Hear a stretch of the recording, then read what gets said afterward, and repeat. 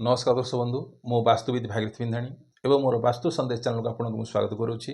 जो दर्शक बंधु मैंने मोर ये वास्तु संदेश चैनल देखुं लाइक शेयर सब्सक्राइब करूँ जहाँफल मोर उत्साह उद्दीपना बढ़ी रही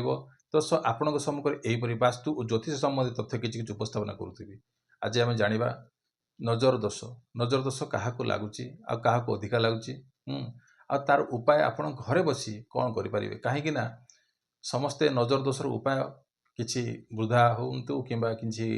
बुढ़ाबुढ़ी व्यक्ति यू संपर्क में किसी जानी था आदि आप गाँ गहली थे निश्चित आपण गाँ गहली नजर जो मैंने झड़ा फुंका करें भी थे आप पाखक नहीं जाऊँच कि मुझे आज प्रयोग कहि आप घरे बसी केमती निजे है नजर दोषर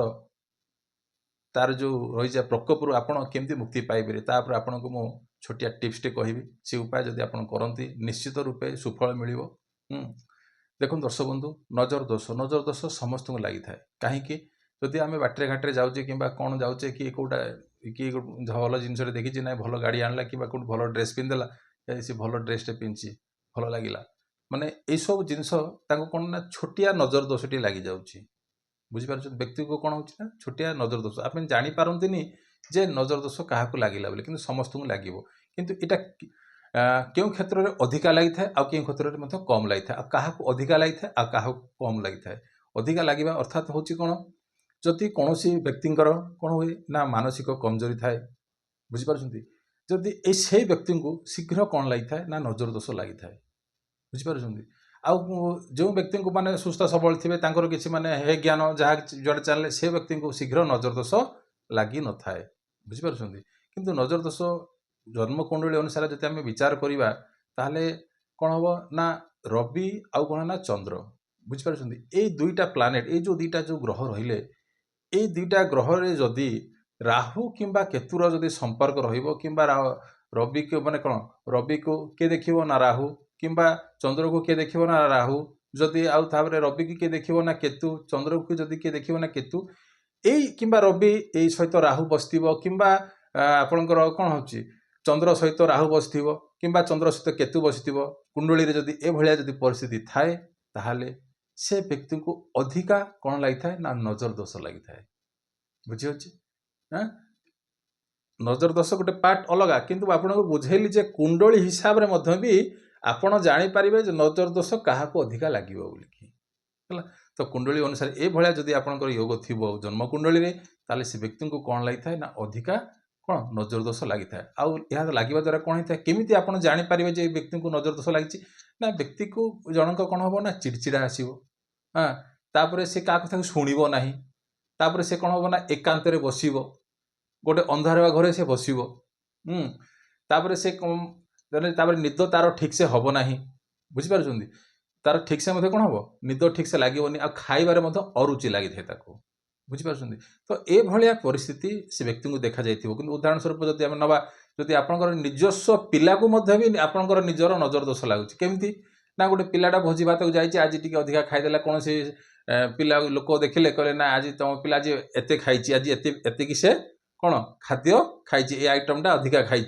तो यह द्वारा भी आपंकर पिला को कौन करुच्ची ना नजर दोष लगुच आपड़ कौन भावे ना यहाँ छोटिया छोटिया जिनस भावती किंतु जिते सी कौन हम जिते सी कौन हम ना टी झाड़ा हो गला क्षम से कौन क्यों पिला को कौन नजर दोष लगे कि जो यही भावना आपंकर आसो जदि आप छोटिया छोटिया जिनस आप जापर नजर दोष लगी कि ना न लगी ताल आपको मुझे गोटे छोटिया उपाय कहूँ आ नजर दोष भी कौन लगी था ना केते समय पर्यंत रही था ना 1.5 सप्ताह 2 सप्ताह भितर आ धीरे धीरे से कौन होता है ना कमी माने भितर कौन आसी था ना धीरे धीरे से कमी आसे बुझिपार जहाँ को नजर दोष लगी था गोटे वीक 1 वीक 1.5 वीक 2 सप्ताह भितर सी कौन होता है शेष हो जाए तो या ठू आप मुक्ति पाइबापी कौन करेंगे समस्ते तो घरे क्षीर आणुंट तो क्षीर द्वारा आपड़ कौन करेंगे नजर दोष को उतारे केमती करेंगे जो व्यक्ति को आप भावुं जे आपको नजर दोष लगी बोलिकी कौन करेंगे ना किसी क्षीर नहीं कि पात्र किसी क्षीर नहीं से व्यक्ति जहाँ को नजर लगी भावुं ता मुंडे क्लॉक वाइज है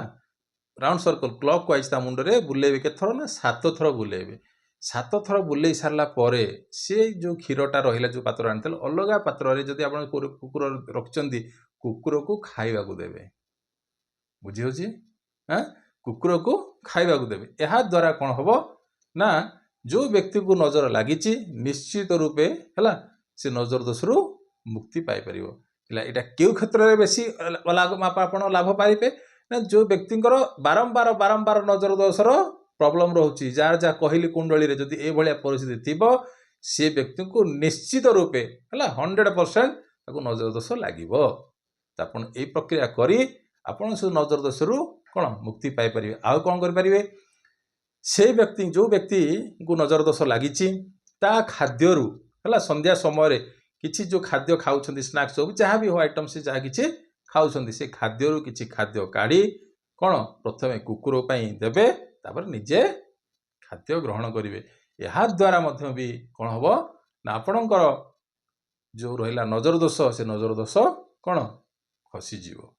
ବୁଝିପାରିଲେ? ତ ଏଇ ତ ଥିଲା ଆପଣଙ୍କୁ କହିଲି। ଆଉ ଗାଁ ଗହଳିରେ ହଉ କିମ୍ବା ସହରାଞ୍ଚଳ ଆଜିକାଲି ତ ଝଡ଼ା ଫୁଙ୍କା ଲୋକ ଅଛନ୍ତି ଜାଣିଛନ୍ତି କିଛି ମାତ୍ରାରେ ତାଙ୍କ ଦ୍ୱାରା ଆପଣ ଯାହା କିଛି କରୁଛନ୍ତି କରନ୍ତୁ, କିନ୍ତୁ ଏଇ ଯେଉଁ ପ୍ରକ୍ରିୟା କହିଲି ଏ ପ୍ରକ୍ରିୟା ଦ୍ୱାରା ଆପଣ ନିଜେ ଆପଣଙ୍କ ଯାହା କିଛି ଲାଗିଛି ତାକୁ ଯଦି ଆପଣ ଏଇ ପ୍ରକ୍ରିୟା କରନ୍ତି ନିଶ୍ଚିତ ଲାଭବାନ ହେବେ। ଆଉ ଆପଣ ସାଙ୍ଗସାଥି ମେଳକୁ ମଧ୍ୟ ବି ଆପଣ ଏଇ ଯେଉଁ ଭିଡ଼ିଓଟା ଆଜି କହିଲି ଏଇଟା ଆପଣ ଜଣାନ୍ତୁ, ନିଶ୍ଚିତ ରୂପେ ସେମାନେ ମଧ୍ୟ ବି ଲାଭବାନ ହେବେ। ବୁଝିଗଲା? ତ ଏଇ ତ ଥିଲା ଆଜିର ଟପିକ୍ ନଜର ଦୋଷ। ଯେଉଁ ବ୍ୟକ୍ତିମାନଙ୍କର କିଛି କୋଶ୍ଚିନ୍ ରହିଛି ସେମାନେ କମେଣ୍ଟ ବକ୍ସରେ ଦିଅନ୍ତୁ। ଯଦି କୋଶ୍ଚିନ୍ ସମସ୍ତଙ୍କର ଜାଣିବା ପାଇଁ ଇଚ୍ଛା ତାହେଲେ ସେ ଟପିକ୍ ଉପରେ ଆପଣ ଭିଡ଼ିଓ ବନେଇବେ ଆଉ ତାଙ୍କର ମଧ୍ୟ ବି କ'ଣ ହେବ କୋଶ୍ଚିନ୍ର ଉତ୍ତର ରଖିବି। ତ ଏଇ ତ ଥିଲା ଆଜିର ଟପିକ୍। ରହିଲି, ନମସ୍କାର।